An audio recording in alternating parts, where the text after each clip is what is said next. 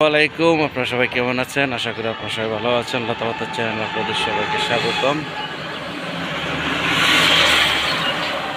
কি আর বলবো, মনের দুঃখের কথা। আসলে ছুটি যেতে পারি না, ঈদের মধ্যে ছুটি পাওয়া যায় না, খুবই কষ্টের ব্যাপার। সরকারি চাকরিদের ছুটি আসে 9 দিন আর আমাদের ছুটি দেয় 3 দিন। এটা আসলেই খুবই দুঃখজনক ব্যাপার। ছুটি হয় না, এক ঈদে যাওয়া যায়, তাও কত বড় কষ্ট করে, সেটাও হয় না। কোনো কোনো লোক আছে কোনো ঈদেই যেতে পারে না তারা।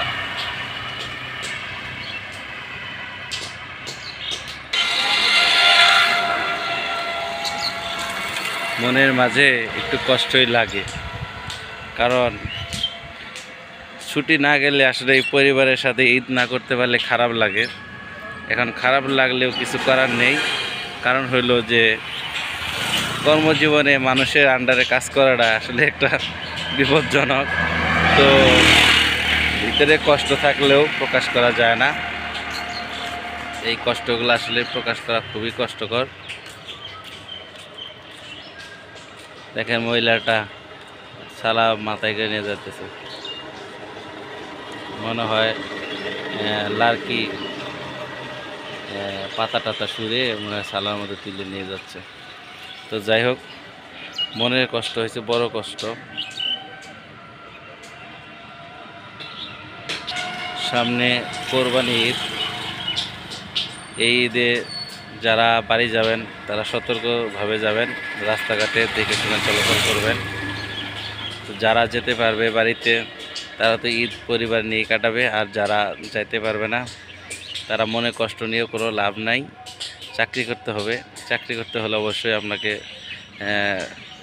ঊর্ধ্বতম অফিসারের কথা মেনে চলতেই হবে।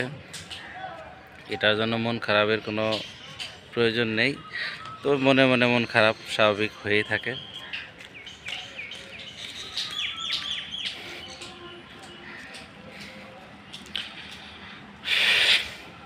হতাশা, ছুটি হবে না হবে একটা হতাশা।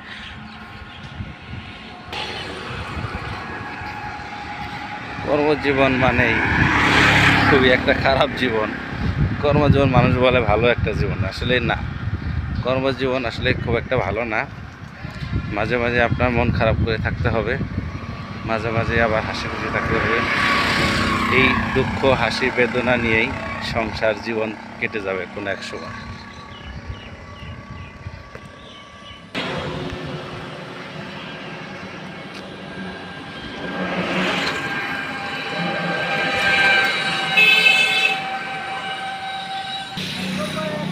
আকাশটা অনেক সুন্দর দেখা যাইতেছে।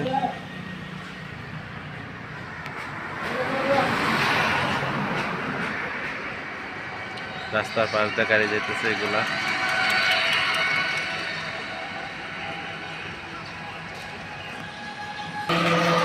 আবারও আপনাদেরকে জানাই, কোরবানি ঈদ সামনে রেখে আপনাদেরকে নতুনভাবে বলতেছি যে ভালোভাবে রাস্তা পারাপার হবেন, যেখানে থাকেন সুস্থ থাকবেন, সুস্থভাবে বাড়ি যাবেন, সুস্থভাবে ফিরে আসবেন কর্মস্থানে। এই প্রত্যাশা নিয়ে আপনাদের মাঝে আজকে বলতে এই পর্যন্তই।